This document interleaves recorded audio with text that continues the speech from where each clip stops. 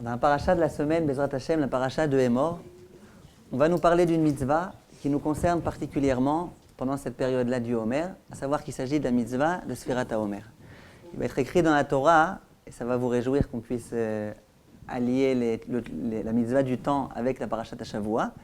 Usfartem lachem imachorat HaShabbat, vous commencerez à compter le compte du Homer. Il est écrit Usfartem lachem, vous compterez pour vous. Contrairement au compte des années du Yovel, qui incombe au Beddin, où il y a écrit Vesafarta lecha, toi tu compteras. Il y a une mitzvah du compte des années du Yovel qui incombe au Beddin, toi en tant que particulier, toi le Beddin. Et il y a la mitzvah de Sfirat HaOmer qui concerne tous les juifs, Usfartem lachem. Il est écrit dans les poskim donc que de là on apprend que chaque juif doit compter le Homer tous les jours. Et ce n'est pas une mitzvah qui ne concerne que le Beddin, c'est une mitzvah qui concerne tout juif, les hommes. Parce que c'est une mitzvah qui dépend du temps. Il y a un certain nombre de poskim qui s'interrogent et qui disent, mais a priori, il aurait suffi qu'il y ait écrit Usfartem.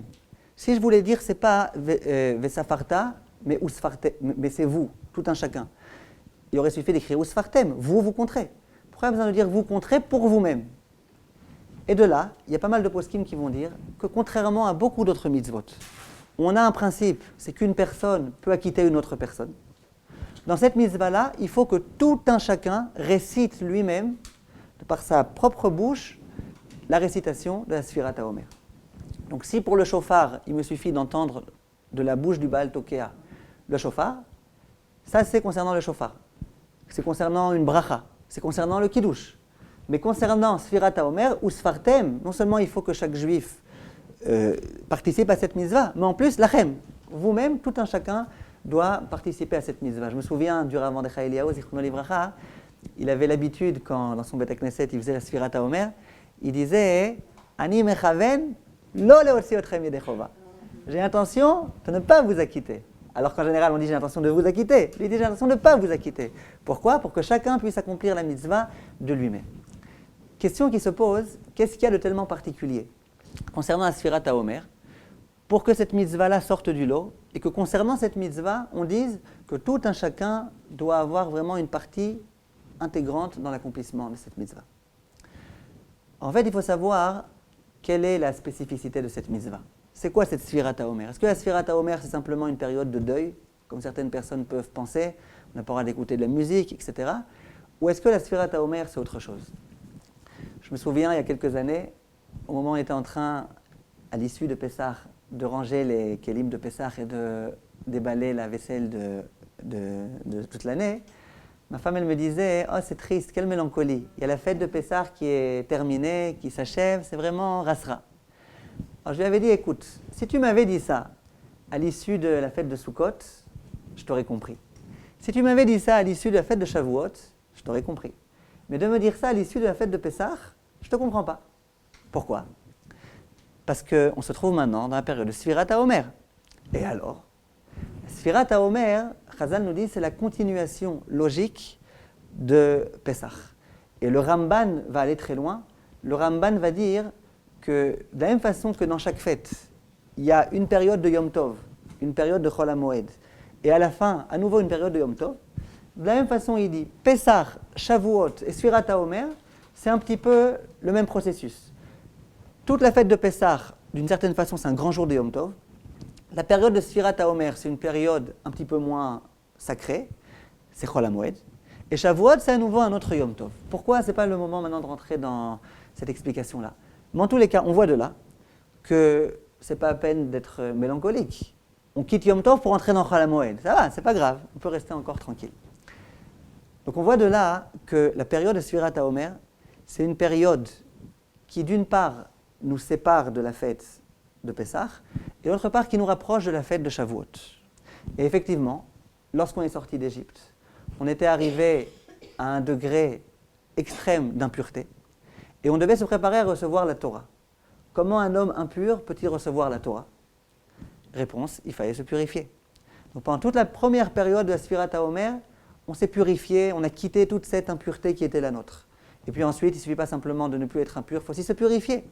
Donc, plus on quitte Pessah, plus on essaye de se préparer et de s'arranger, de se corriger. Et plus on s'approche de Shavuot, plus vraiment on essaye de devenir apte à recevoir la Torah. Pas n'importe qui peut recevoir la Torah. Une personne préparée pourra, Bezrat Hashem, recevoir la Torah. Donc en fait, cette période de Sfirat HaOmer, ce n'est pas simplement une période dans laquelle il y a eu un deuil. Ça, c'est un détail de Sfirat HaOmer. C'est un concours de circonstances. Mais la symbolique de Sfirat HaOmer, c'est préparation à la fête de Shavuot. Vient le Rav Navansel et il donne une idée fabuleuse dans son Sefer. Et je vous dis la vérité, je prétends rien inventer aujourd'hui. Tout ce que je vous dis, c'est écrit dans son Sefer. J'espère juste que j'aurai le mérite de bien le rapporter. Dit le Rav Navansel, il donne une idée fabuleuse. Il dit, toutes les mitzvot dans lesquelles il y a par exemple une récitation, je peux m'acquitter en écoutant l'autre. Il y en a un qui récite une bracha. J'ai l'intention de m'acquitter. J'accepte que ce qu'il dit est vrai. Je réponds en plus Amen de surcroît. Là, je suis acquitté. C'est comme si c'est moi qui avais prononcé cette chose-là. Ça, c'est concernant les récitations. Le chauffard, il fallait écouter un son de chauffard. Eh bien, je l'ai écouté. Ça change quoi si c'est moi qui ai sonné, si c'est quelqu'un d'autre qui a sonné, peu importe. Par contre, la mitzvah de Sfirat HaOmer est complètement différente. Parce que la mitzvah de Sfirat HaOmer, c'est une mitzvah de préparation. Ce n'est pas simplement un simple texte qu'on récite. La mitzvah ne se résume pas à réciter un texte. La Sfirat HaOmer, c'est une période de préparation. Et comment est-ce qu'on se prépare ? Dit le Rav Navansel, chaque juif, il va avoir une autre appréhension de la Torah, une autre approche de la Torah, une autre compréhension de la Torah, un autre lien qui va tisser avec Akadosh Baruch Hu. Et si jamais on dit en général qu'il y a 70 faces à la Torah, il dit Rav Navansel, c'est pas vrai. Il y a autant de faces de la Torah qu'il y a de juifs. Chaque juif, il reçoit la Torah à sa façon. Chaque juif selon son passé, chaque juif selon son présent, chaque juif selon les circonstances dans lesquelles il est, selon les fautes qu'il a faites dans sa vie, selon les mitzvot qu'il a faites, selon son passé.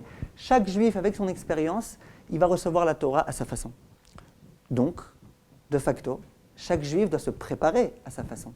Selon l'année que j'ai passée, selon le lien que j'ai déjà avec la Torah, le lien que j'ai déjà avec Akadosh Baruch Hu, je vais avoir un travail personnel de préparation à la Torah.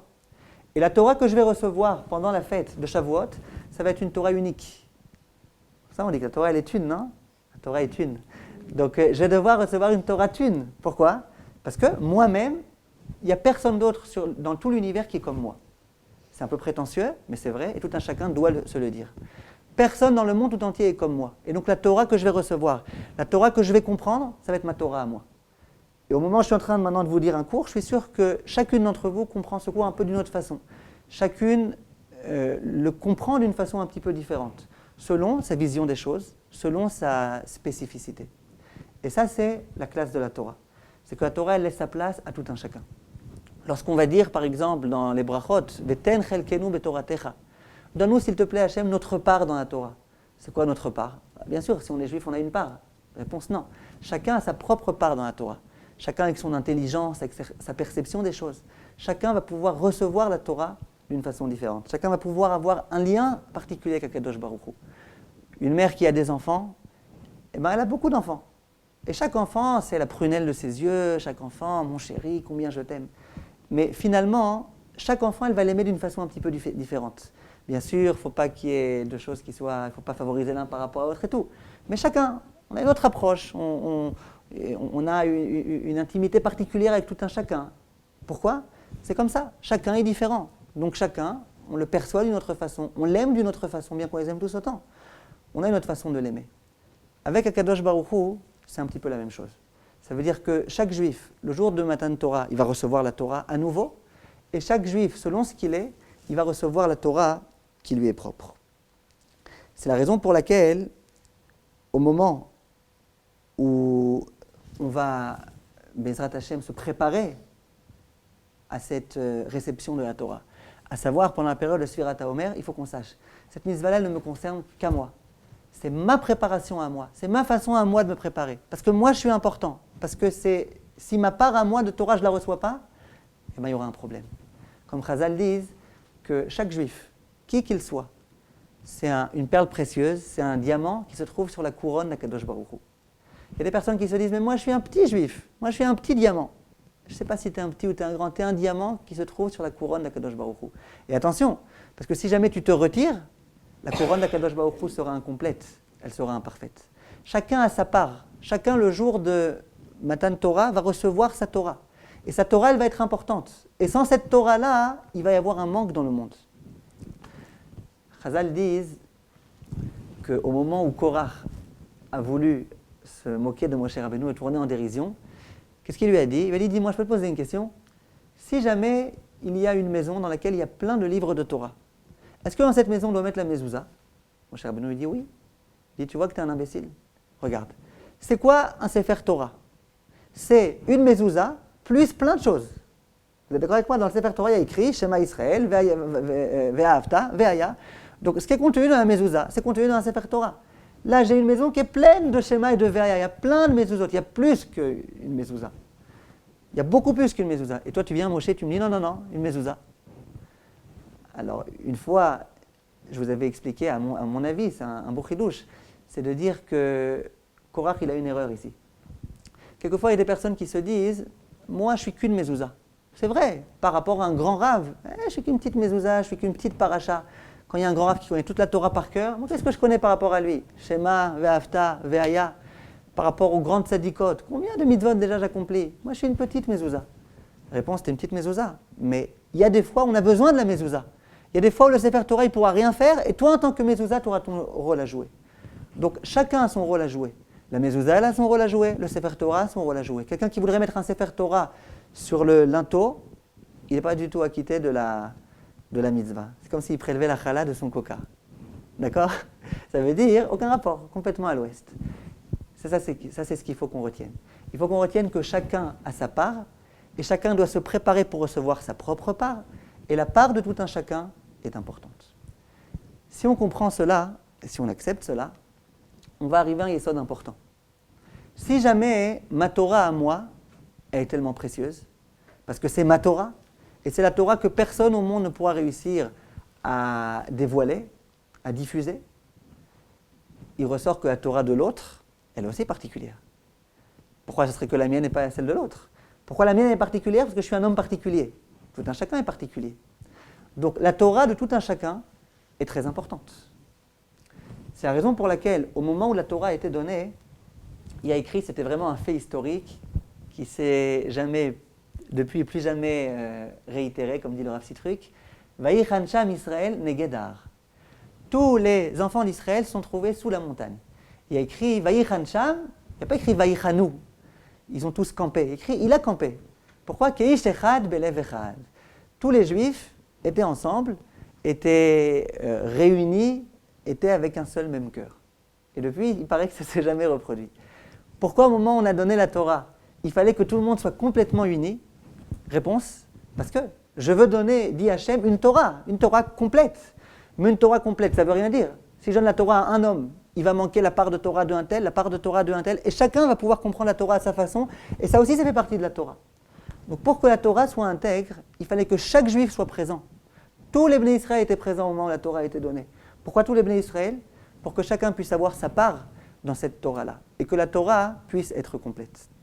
Il y a quelque chose d'intéressant, c'est que pendant cette période-là, où on se prépare à recevoir la Torah, on aurait dû s'attendre à ce que pendant cette période-là, on fasse des fêtes, on fasse des repas, on écoute de la musique, c'est vrai. Bientôt, on va recevoir la Torah.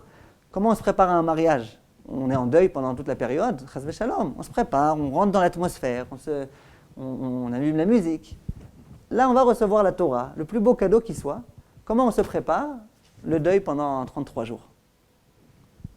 Ben non, comment ça se fait? C'est parce que les élèves de Rabbi Akiva sont décédés pendant cette période-là. Est-ce vraiment un concours de circonstances, comme je disais tout à l'heure? Réponse de Chazal, il n'y a pas de concours de circonstances. Si c'est pendant cette période-là que les élèves de Rabbi Akiva sont décédés, c'est que c'est censé nous donner une leçon de première grandeur. Quelle leçon? Pourquoi les élèves de Rabbi Akiva sont décédés?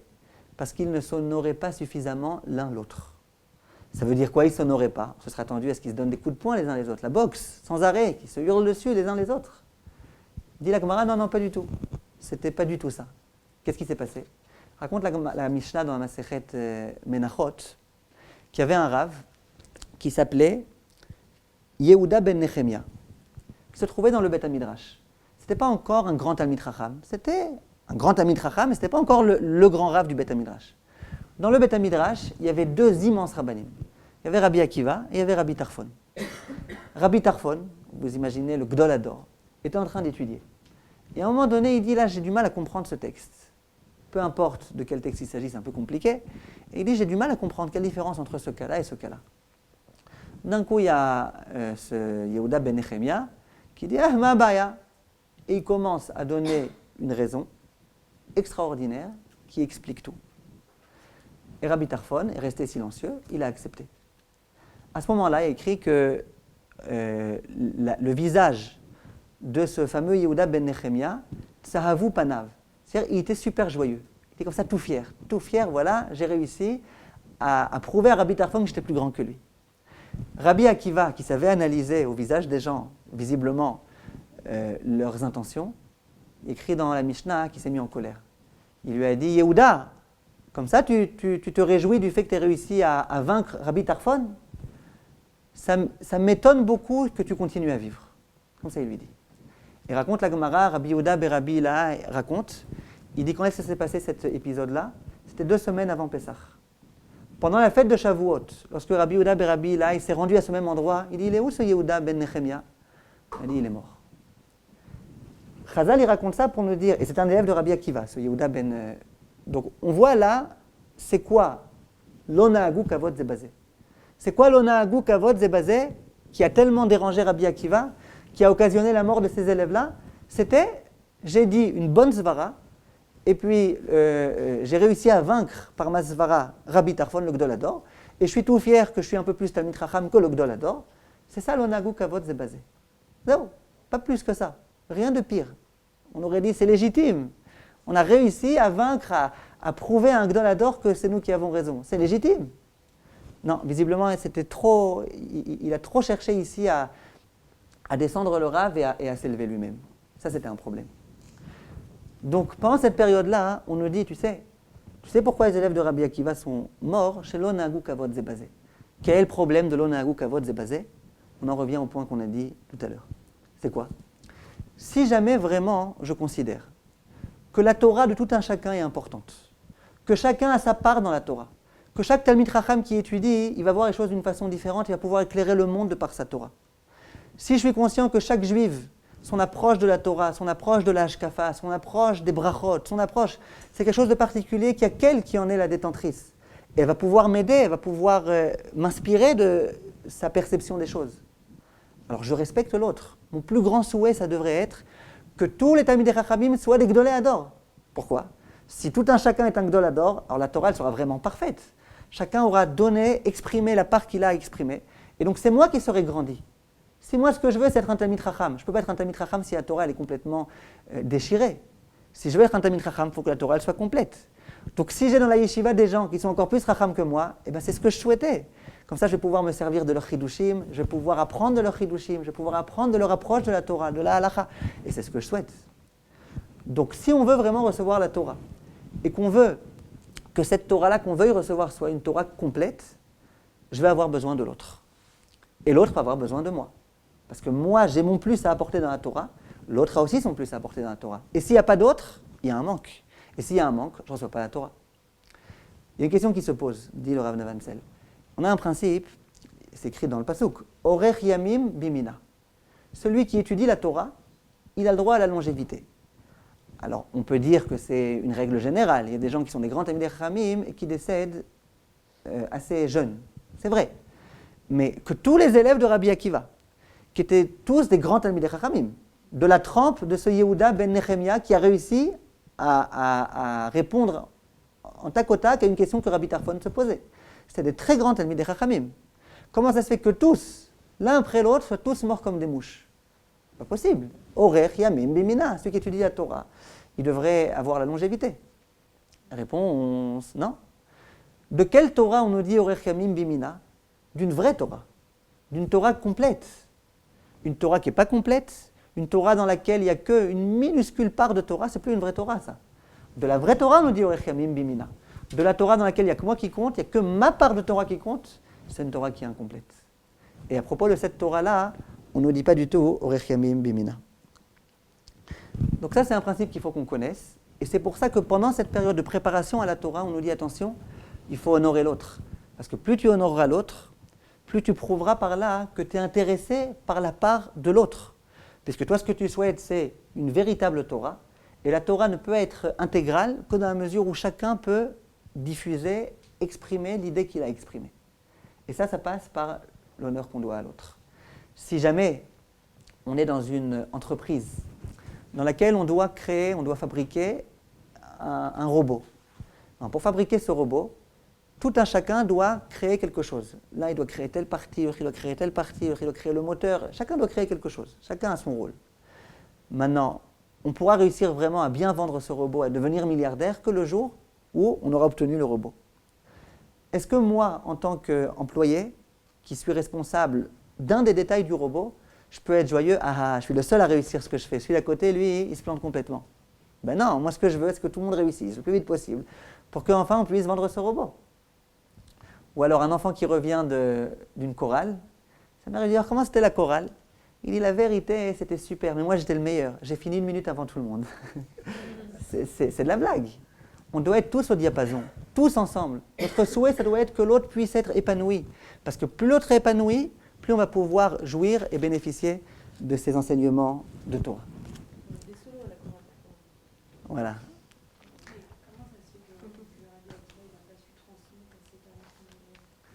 C'est une bonne question. Surtout que le principe, l'adage de Rabbi Akiva, c'était Ve'afta l'eracha kamocha.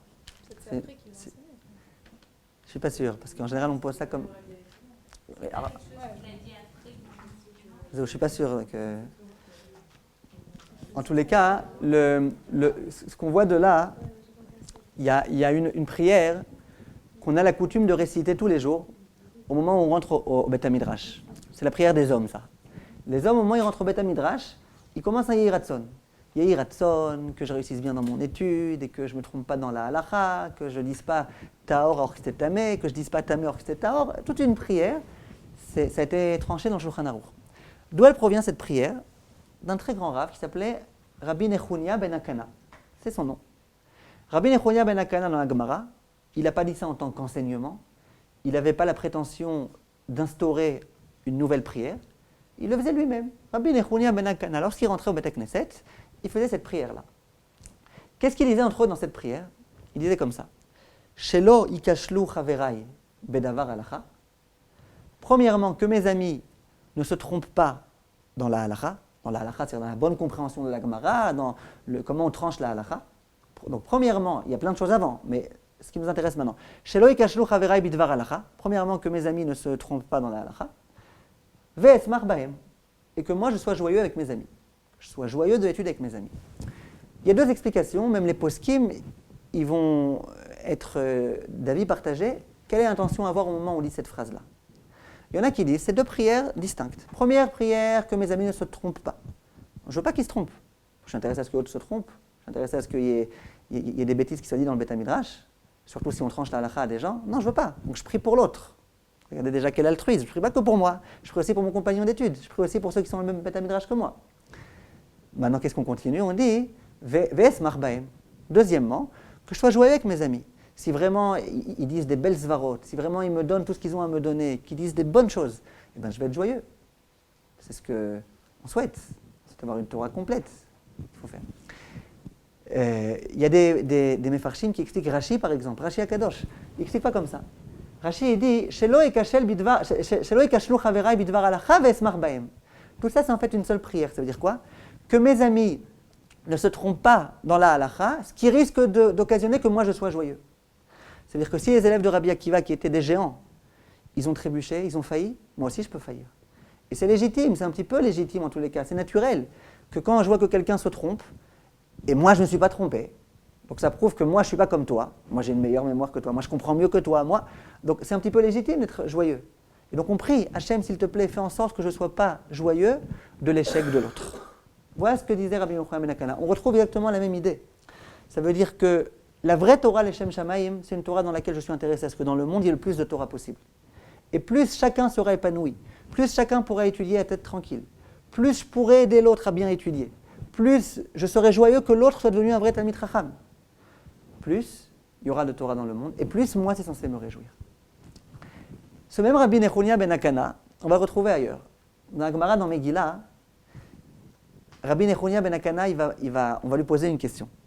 Dans un instant, je vous dirai c'est quoi la question qu'on lui a posée. À la question qu'on lui a posée, il s'est vanté de faire attention particulièrement dans sa vie à 3 points. Premier point, Miyamai lonit kabati bekalon chaverai. Jamais, Miyamai, c'est-à-dire depuis que je suis né, de ma vie, je ne me suis jamais réjoui du fait que les autres soient rabaissés. Le même qui faisait cette prière il y a 1 minute. Velo alta al mitati killat chaveri. Et jamais dans ma vie, au moment où j'ai été dormir, je n'ai pas pardonné une personne qui m'aurait fait du mal ce jour-ci. Troisièmement, vatran bemamoni haïti. Avec mon argent, quand il y a des gens qui avaient besoin de mon aide, j'étais pas trop lourd comme ça. Et l'exemple que Gemara elle donne l'exemple de Yov. On dit que Yov, quand il allait au supermarché et que la caissière elle devait lui rendre 10 agourot, il disait allez ça va, c'est pas la peine. Ça c'est vatran bemamoni haïti. En tous les cas, on voit ici un rave qui s'appelle Rabbi Nechunia ben Akana et qui vraiment faisait attention à l'autre. Il faisait attention à l'autre, ne te fatigue pas, garde les 3 shekels. Tu m'as fait du mal, c'est pas grave, moi je te pardonne. Je te pardonne, surtout j'ai pas envie que tu sois puni à cause de moi. Et t'es tombé, ah mais ça me fait de la peine que tu sois tombé. Ah mais moi, grâce au fait que tu sois tombé, je me suis élevé. Non, ça me fait de la peine que tu sois tombé. Ça c'était Rabbi Nechunia ben Akana. Parce que Rabbi Nechunia ben Akana, il avait omniprésent dans son esprit l'idée que la Torah de l'autre, c'est ma Torah. Si je veux pouvoir, même de façon égoïste, devenir moi-même un Talmid Chacham, j'ai besoin de l'autre. Sans l'autre, je ne pourrais pas devenir un Talmid Chacham. Quelle a été la question qui a été posée à Rabbi Nechunia ben Akana et pour laquelle il a apporté cette réponse-là? Je vous lis dans les mots de la Gemara. Shalut Talmida vet Rabbi Nechunia ben Akana. Bema erachta yamim. Comment ça se fait que tu as vécu tellement longtemps, Baruch Hashem, tu as vécu de nombreuses années? Comment ça se fait? C'est quoi ton yesod? Qu'est-ce qu'il a répondu? Ces 3 réponses. Ça veut dire qu'il avait beaucoup d'autres choses, Rabbi Nechunia. Mais ce qui lui a valu la longévité, c'était ces 3 points. Comment ça se fait? Dit le Rav Nevenzel, on l'a bien compris. Orech yamim bimina. Celui qui étudie la Torah, mais une vraie Torah, la vraie Torah, avec un grand T, la vraie Torah, elle donne la longévité. Tu me demandes comment ça se fait que j'ai droit à la longévité? Est-ce que j'ai étudié la Torah? Non, la Torah, ce n'est pas suffisant. Si c'est une Torah égoïste, ma Torah à moi, une toute petite partie de Torah par rapport à l'immense Torah, c'est rien. Par contre, moi, ma Torah, ce n'était pas ma Torah. C'était ma Torah plus la Torah de tout le monde. Parce que j'étais intéressé à écouter les autres, parce que je ne voulais pas que les autres se trompent, parce que j'avais sans arrêt l'oreille tendue pour écouter les chidushim de l'autre. Ça, c'est Rabbi Nechunia ben Akana. Et grâce à ça, il a eu droit à la longévité. Ce qu'il faut qu'on retienne donc, c'est qu'on ne pense pas qu'on peut soi-même, parce que sous prétexte qu'on est Talmid Chacham, sous prétexte que je suis un tzaddik, sous prétexte que je suis une tzadika, que je ne pense pas que je peux de moi-même réussir à être un bon Oved Hashem. Moi-même, tout seul, je ne vaux pas grand-chose. Parce qu'il y a ma Torah et il y a la Torah de l'autre. Si ma Torah, je ne la cultive pas, je ne m'y prépare pas, ça va être un manque pour le monde tout entier. Parce que ma part de Torah, elle sera absente. Mais si jamais il n'y a que ma Torah qui compte, et la Torah des autres, elle ne compte pas, ma Torah, elle ne vaut plus rien. Il rapporte le Rav Nevenzel, c'est intéressant ce qu'il dit. Il n'y a pas longtemps, on avait une mitzvah du Bitul Chametz. C'est quoi Bitul Chametz? J'ai dit tout le Chametz qui est dans ma maison qui soit annulé. Ah oui? Vas-y, prends une loupe, prends un microscope, regarde le Chametz d'il y a 1 minute. Maintenant, tu viens de l'annuler, regarde, c'est le même Chametz exactement. Vous êtes d'accord avec moi? Alors, c'est quoi ce Bitul? Réponse d'accord. Mais dans la mesure où moi j'ai dit qu'il m'intéressait plus le Chametz, on voit qu'il y a une force comme ça, spirituelle, je ne sais pas comment on peut appeler ça, métaphysique, qui fait que c'est plus important. Ça n'a plus d'importance. Si c'est vrai pour le Chametz, c'est vrai pour les autres. Si je mets une croix sur quelqu'un, si je dis lui il est mévoutal, il n'a aucun intérêt, il ne m'intéresse pas, sa Torah elle est nulle. Eh bien, sa Torah elle est vraiment nulle, à mes yeux en tous les cas. Et donc, de la même façon que si j'ai du Chametz chez moi, mais que j'ai dit qu'il était nul, ça s'appelle que je possède plus de Chametz. De la même façon, si j'ai mis une croix sur quelqu'un, ou sur un rave, ou sur un Talmid Chacham, ou sur une copine, ou sur machin, j'ai mis une croix et j'ai dit, cette personne ne m'intéresse plus, elle ne m'intéresse plus. Donc sa Torah, elle ne m'intéresse plus. Donc la Torah que je vais avoir à moi, ça va être une Torah incomplète, parce qu'il va manquer sa Torah à elle. Si jamais je décide que cette Torah, elle est nulle. Donc j'ai une Torah incomplète. Et si j'ai une Torah incomplète, que je ne prétende pas le jour de Shavuot, de vouloir recevoir la Torah, ce n'est pas la Torah. C'est une Torah dans laquelle il va manquer une part, dans laquelle il va manquer plein de parts. Donc si on résume l'idée est la suivante. Tout un chacun doit savoir qu'il a une part dans la Torah. Il a plus qu'une part, il a sa part. Ça, c'est des choses qu'on oublie. De nos jours, on adore imiter les gens. Et on pense que pour pouvoir se réaliser dans la vie, il faut imiter les gens. Alors vous allez voir des gens, par exemple des élèves d'une yeshiva, dans laquelle les élèves, quand ils vont étudier, ils vont tenter de faire comme ça. Pourquoi? Parce qu'il étudie à Teret Israël, ici à Beit Vagan, et le Rav Ezrahi, qui est un très grand ami de Chacham, quand parfois il donne son shiur, il fait... Alors vous avez les élèves, mais vraiment, toutes les minutes au Beit Midrash, il y en a un qui regarde l'autre qui lui fait comme ça. Pourquoi? Il croit qu'il va se réaliser en faisant ça. Et il y a des gens qui pourraient devenir des grands amis des Chachamim, mais passent leur temps à imiter les autres. Et walou, le Rav Ovadia Yosef, par exemple, c'est un exemple parlant. Le Rav Ovadia Yosef, quand on regarde ses Sfarim, c'est des Sfarim qui sont le Rav Ovadia Yosef lui-même. Il joue aucun jeu. Ce n'est pas des Sfarim, par exemple, de pile-poule. C'est des Sfarim qui sont Rav Ovadia Yosef. Quelquefois, on lit ces livres, on peut penser que c'est un gamin qui les a écrits. Bon, un gamin qui a beaucoup de connaissances. On peut penser que c'est un gamin. Un Rav tellement grand comme lui, il n'aurait pas pu faire un peu plus de pile-poulim, un peu plus? Non. Lui, il n'a pas imité le Noda Biouda, il n'a pas imité Rabbi Akiva Eger, il n'a pas imité Rav Sternburg. Non, lui, il a fait ce qu'il pensait qu'il devait être. Il a fait ce qu'il a pensé qu'il devait être, il s'est réalisé. Et il est devenu un très grand ami de Chacham, il a éclairé le Dor tout entier. Pourquoi? Parce qu'il a imité personne. De nos jours, il ne faut pas qu'on arrête d'imiter les autres. Il faut qu'on sache qu'il faut qu'on soit nous-mêmes. On me propose un shidour, par exemple. Est-ce que cette personne-là, elle me convient ou pas? Il ne faut pas que je me demande, est-ce que si à ma copine, on lui avait proposé quelqu'un comme ça, de cette taille-là, de ce genre-là, elle aurait aimé, elle n'aurait pas aimé? C'est des ch'touillottes, tout ça. Ce n'est pas elle qui va se marier avec celui-là, c'est moi qui vais me marier. Si moi, il me convient, il me convient. Oui, mais est-ce que ce shidour, je vais pouvoir le présenter à mes copines? Arrête, vis toi-même, sois ta propre vie. Toi, tu dois te réaliser. On t'amène quelqu'un, vis avec lui, demande-toi, est-ce qu'à toi, il te convient? N'imite personne, n'imite pas les conjoints de l'autre. Essaye de voir toi-même, est-ce que ça te convient? Dans la mesure où on arrête d'imiter les autres et qu'on sait que notre part à nous, c'est elle qui est importante. Parce que c'est ma part à moi. Si je veux maintenant imiter quelqu'un d'autre, je vais avoir la part de ce quelqu'un d'autre. C'est parce qu'on attendait, c'est du gâchis. Hachem, pourquoi il t'a créé?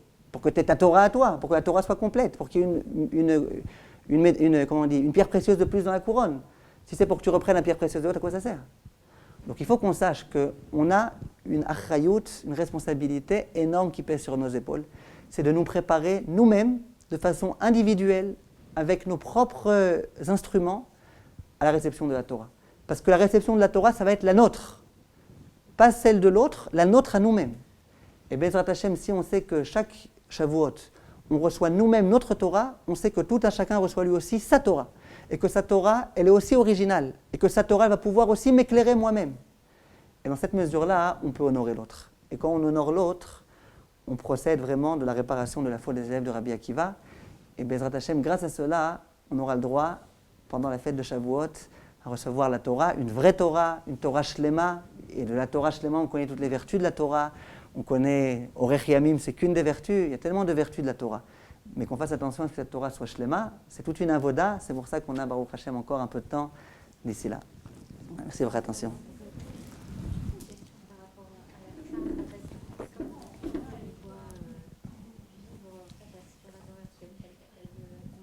Grave.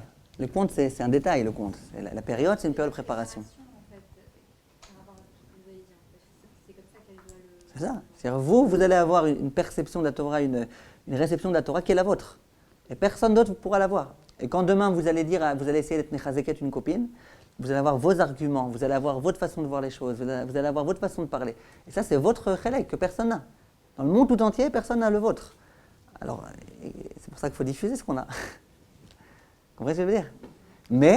Mais, si vous savez très bien que vous avez beaucoup à donner, il faut que vous sachiez que les autres aussi ont beaucoup à donner. Et c'est ça le pari de Shavuot, c'est de ne pas nous oublier nous-mêmes et de savoir que de la même façon que nous on est important, tout le monde est important et donc on honore les autres.